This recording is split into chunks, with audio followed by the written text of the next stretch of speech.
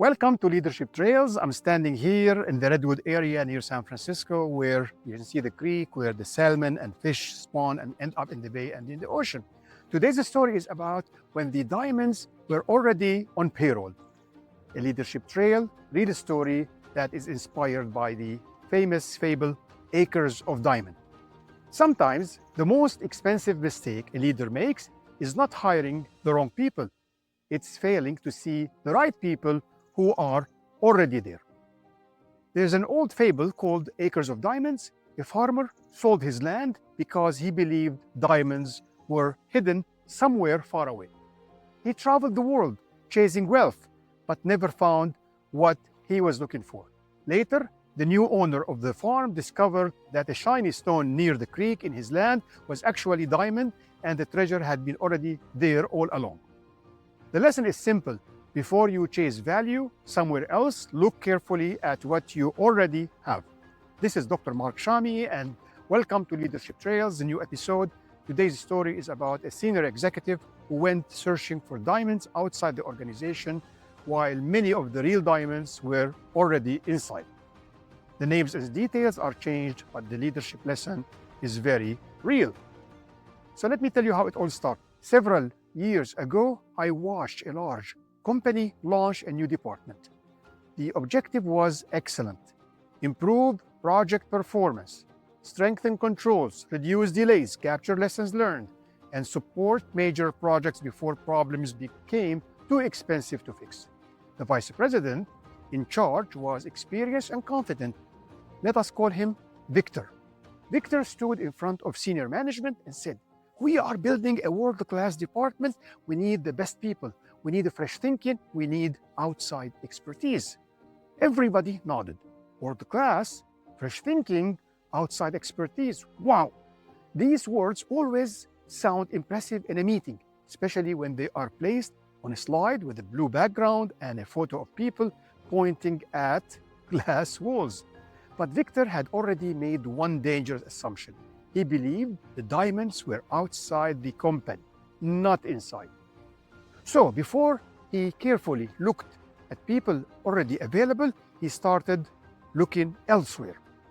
So now let's talk about the search for shiny resumes. Soon the hiring team began. Recruiters were contacted, consultants were introduced, expensive resumes arrived, people came with impressive titles, polished experience, and confidence that make you think they had personally invented project management. Some had beautiful presentation. One candidate used the word transformation 14 times in 7 minutes. I counted them. Another one presented a one-page dashboard that was actually 47 slides long. A new hire then arrived with a very advanced operating model, but on his first project visit, he could not find the site entrance. He drove twice around the project boundary, called 3 people, and finally asked, "Is the access gate to the project part of the current constraint analysis?" Technically, at that moment, yes, it was. The problem was not that these people were bad. Some were capable, some were smart, some had useful experience. The problem was that Victor was attracted to the packaging, the external titles, the polished language, the big company names, the expensive confidence, feeling that if someone came from far away, they must somehow know more. Meanwhile, inside the company, there were people who had already solved similar problems. A planning manager we already had, who had rescued troubled schedule. A cost control specialist who could smell financial risk before it even appeared in a report we already have. A construction manager who understood productivity from the mud, not from the textbook. A contracts engineer who knew the history behind every claim and dispute. And young professionals who were sharp, loyal, and ready to grow. They were the shiny stones near the creek, but nobody picked them up. This is the problem. So let's talk about when the imported brilliance meets reality. At first, the new department looked very impressive.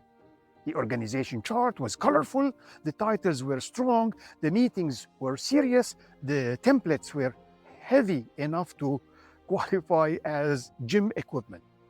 There were dashboards, frameworks, maturity models, transformation roadmaps, and one document called Integrated Strategic Delivery Excellence Framework, you name it. And nobody knew exactly what it meant, but everybody agreed it sounded expensive. Then reality arrived. The external hires started asking basic questions that internal people could have answered in 5 minutes. Why does procurement work differently in this region? Why do project teams resist headquarters reports? Why does the productivity drop after mobilization? Why are lessons learned not being used? Why does the schedule look healthy until the delay becomes impossible to hide? These were not just technical questions, they were cultural questions, historical questions, operational questions. And the answers were already inside the company. But the people who knew the answers were not in the room. Slowly, the department became disconnected from the project it was supposed to support. Reports increased, meetings multiplied, templates became longer. Field teams felt they were being evaluated by people who did not fully understand their reality. One project manager joked, every time they send us new templates, we lose another hour of productivity trying to understand how to report productivity. Funny, but also painful. Some of the expensive hires became frustrated and left. Others stayed but produced little impact. And worse, some internal people who should have been developed and promoted quietly disengaged. If you left the company, that was the real loss. Victor had not just missed the diamond, he had walked over them until some of them disappeared. So let's talk about the stone on the porch. The stone on the porch one day. During a serious review meeting, the department was struggling with a major issue related to project delays and productivity. Several external reports had been studying the issue for weeks.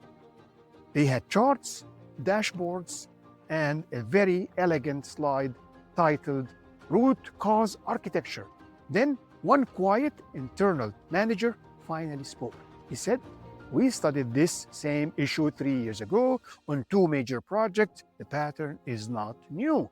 It starts with unrealistic early assumptions, then procurement delays, then process constraints, and then productivity loss, then rework. So we already know that. By the time the schedule shows the delay, the real causes are already buried. The room went silent. He opened an old report. It was not fancy. It has no consultant logo. It did not use fashionable language, but it had real project data, field observations, lessons learned, and practical recommendations. A senior advisor looked at the report and said, this is exactly what we have been trying to develop. The internal manager replied calmly, yes, we already had it. That sentence stayed with me. When I heard it, we already had it. The knowledge was there, the people were there, the lessons were there, the diamonds were there on the creek, okay? But the organization was too busy looking elsewhere.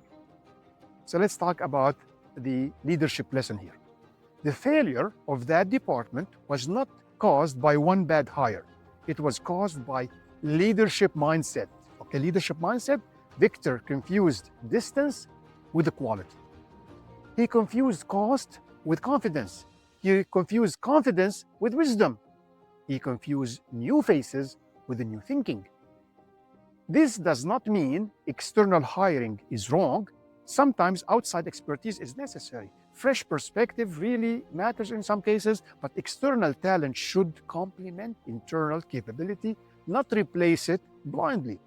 Before a leader builds a new department, launches a transformation, or spends heavily on outside expertise, there are few questions worth asking. What are they? Who inside the organization already understand this problem? Who has solved something similar before? Who has credibility with the field? Who has the trust of the team? Who has knowledge but not the title? Who has value but no visibility? So the fable of Acres of Diamond is not really about diamond. It's about attention. Attention. It's about the danger of assuming a treasure must be far away simply because we have stopped seeing what's close to us. Many companies search the market for talent while their best people sit unrecognized, unfortunately. They hire expensive outsiders while internal experts are ignored. They chase new frameworks while old lessons remain unread. They look far away while the solution is standing right in front of them. So, here is the leadership trail takeaway. Before you search for diamonds elsewhere, walk your own land carefully. Look inside your team. Look inside your company. Look inside your own experience. You may discover that diamonds you were chasing were never far away. They were already there. You just had to recognize them. I hope you enjoyed the story. Please stay tuned on the next story on Leadership Trails. Please share your comments and let me know if you had encountered similar situations before like that, or you heard similar story.